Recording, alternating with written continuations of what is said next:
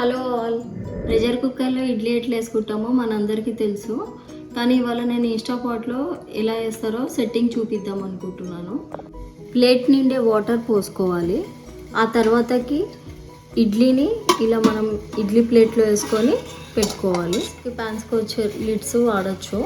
Are ఇన్స్టాపాట్కి separate lid ఉంటుంది, ఆ lid పెట్టుకోవాలి. తర్వాతకి ఈ సెట్టింగ్ వచ్చి మనం సాటే మోడ్ పెట్టుకోవాలి.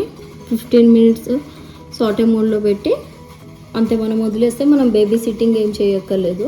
ప్రెషర్ కుక్కర్కి అయితే బేబీ సిట్టింగ్ చేయాల్సి వస్తుంది, కానీ ఇన్స్టాపాట్కి మనకు అవసరం లేదు. 15 మినిట్స్ అయ్యాక మనకి ఇడ్లీ రెడీ అవుతుంది. మనకు ఆఫ్ అయిపోయింది.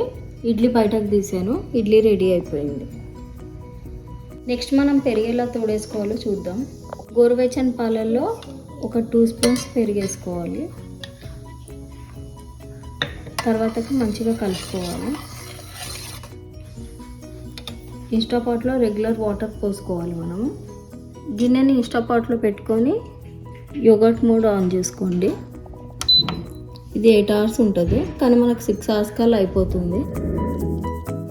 చూసారా ఎంత గడ్డగా తోడుకుందో.